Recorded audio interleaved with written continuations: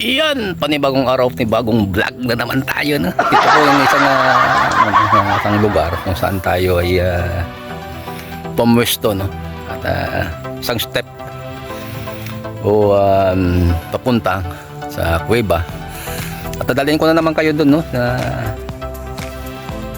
munting kuweba namin dito, na which is na kapag umaambon, umuulan, doon po tayo sumisilong. Malaki pong tulong, no, ng nilikha ng Panginoon yung kuweba. Kaya bagong lahat po ay binabati ko kayo ng mega lakas. Shout out sa inyo lahat, sa lahat ng matangkilik nating munting YouTube channel. At hindi kayo nagsawa, nandun pa rin kayo sa likod ng aking pag-YouTube. Kaya wag natin patagalin nito at idalhin ko kayo doon. Damahan niyo ako. Let's go!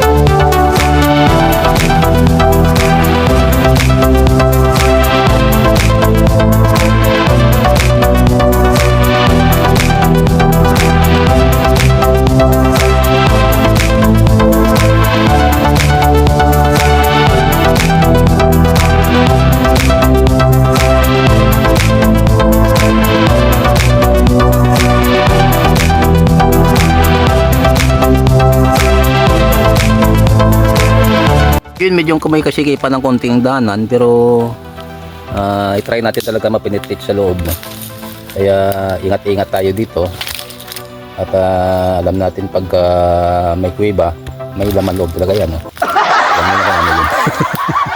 Tinadyak talaga pumunta ito na tanghali, no? Na mamainga-inga ating mga alaga. Yun, yun ang daanan papuntang kuweba. Yun ay makita natin talaga, no? May mga ano siya, may mga daanan talaga nga maganda, may daanan talaga na mga tawag na masikip, no? Iyon, on the way tayo doon sa entry niya. And medyo siya pataas siya. Ang level ng ano siya, ng ground ay medyo may kataasan. Ano, mahaba niyo to, ang silungan, no? Silungan ng mga hayop, silungan ng mga tawag diyan. Yung mga hayop na mga mababangis, silungan ng mga tao din. Ang bubong ito medyo may katangkaran. Ayun, pa-entry na tayo dito. Pero papunta tayo doon, may mga tayo pa ng kambing, oh. Ibig sabihin diyan, sumilong pang kambing, no? Yung may bakas pa ng mga tulo ng ano, no, ng ulan. Yun siya. Ang lawak nito, siguro mga 50 meters ang haba, no? Kung sadyain mo ito lalakarin. Yun pag pinaka dulo niya. Pero makita mo yung bubong niya talaga na ano siya, no? Dami siya ng parang galactite, no? Ng mga design. Yan. Ang lawak siya ng bubong niya, mga 12 siguro, no? 12 pa labas, no? Yan. Comes to sa ano naman, sa lapad, malapad siya. Mahaba, malapad siya. Ito yung pinakamalapad na kuweba nakita ko dito sa lugar namin dito, eh. Yan, mula ulan-ulan ng mga nakarang araw, may dulas ng konti, no? Ito ebidensya talaga na may sumisilong ito, yung ano ng kambing, no? Yung dumi ng kambing. May kahoy ito sa loob mismo ng kuweba nito, no? Yun, no? Yung bubong niya kakaiba ito kasi, no? May nga ito siya, oh. Yun, no? Yun. O, nahawakan ko pa, no? Masarap balik-balikan, lalo na pag tagulan. Pag inabot ka dito ng tagulan, magawin mo, sumilong ko lang dito, no? Wala na to ang tawag yung na takbuhan ko dito lang sa bukid talaga, na marami katakbuhan talaga, no? Ayun, no? May pwede ma-exit diyan, pwede din mag dito sa patungan to siya, no? At hiharap po muna ng camera, no, para makita talaga yung Iyan o. Yan kaya talaga masimilong dito.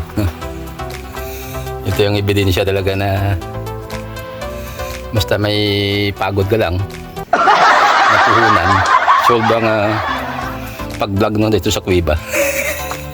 For content use only, no? At napuna naman ng ibang vlogger. Kala sa inyong lugar lang dito, mayroon din. Pumuot dito ako. Mabawa, marami. Yan lang yan na share ko sa inyo ngayon. Mayroon din dito. Buong buo siya, yun o. Bubong. Yan o, medyo may ambon-ambon. Sumilong ko ngayon dito kasi may ambon.